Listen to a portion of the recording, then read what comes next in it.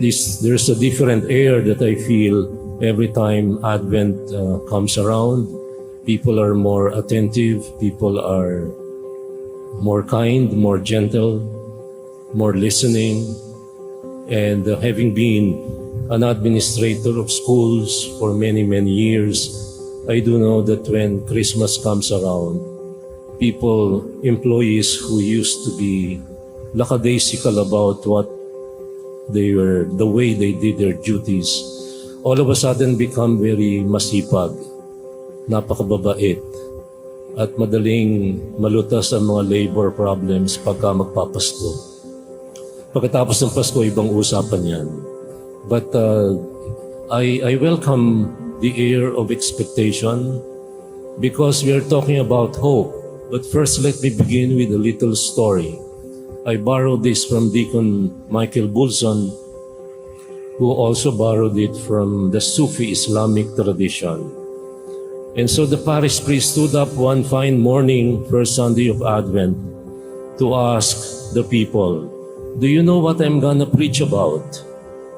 And since they are very good Filipino Catholics who don't want to answer back, they just look at one another and said nothing. "Fine, you don't know what I'm going to talk about, so I will sit down right now."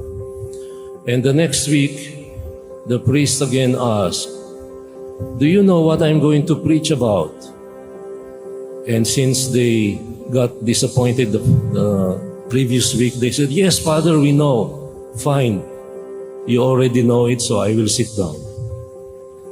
And then the third week, his question was the same. "Do you know what I'm gonna preach about?" And this time they were prepared. "Father, some of us know, some of us don't." "Very well. Those who know should preach to those who don't, and I will sit down." Now, I'm not gonna sit down, by the way, even if you don't react to me. Some of you did. I'm not gonna sit down because this is my duty. And I take up my responsibility of my 10 precious few responsible minutes. Sometimes I get beyond the 10 minutes. But I won't sit down because I have to repeat what you already know. Some of you know more, some of you know less. Some of us are clueless. Some of us come to church only during special occasions like kasal, binyag, libing, KBL nung araw. Kasal, binyag, libing. And they come to church when they are hatched like an egg. They come back to church when they are matched in marriage. And they come to church for the last time when they are dispatched. You're not among that group. What do we repeat? You know this already. We repeat the same thing.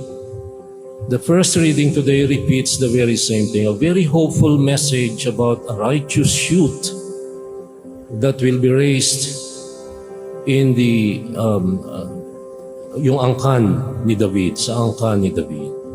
And then the Gospel of Luke tells us about a disaster. This is plainly a disaster. The Gospel talks about and reminds me about something. Many years ago when I was studying in Baltimore, and I was alone in a quaint little parish about 11 miles south of Baltimore. It's considered a suburb, a working class suburb. People were very simple. And so every morning at Mass, those old ladies have something for me, always. They got so surprised I spoke good English and they didn't know where I learned my English. And when I quoted Abraham Lincoln, they were so aghast. "Where did you learn that?" "You're not an American." "Oh, we've been studying this since elementary years."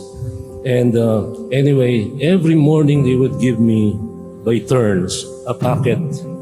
And invariably there would be those huge, humongous American muffins and orange juice that was supposed to be natural.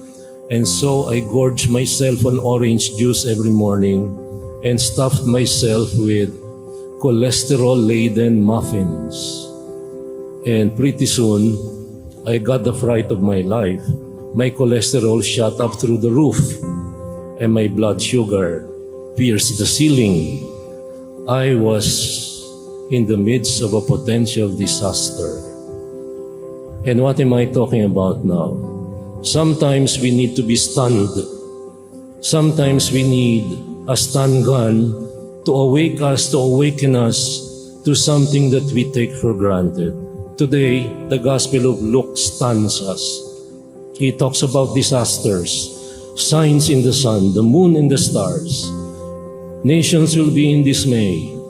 There will be roaring of the sea and the waves. People will die of fright, for the powers of the heavens will be shaken. This is apocalyptic. Don't take it too seriously. These are symbolic, but sometimes we need to be stunned. Like many men who wantonly drink to excess and eat sisig like as if there were no tomorrow, and eat fat, animal fat, like as if it's their main staple food. And then at 37, they get a heart attack. They're stunned. And I know very many former students who were formerly out of shape, but when they get their first health fright, they are stunned, and then they go on to hoping, and then they go on not anymore to listening, but to doing.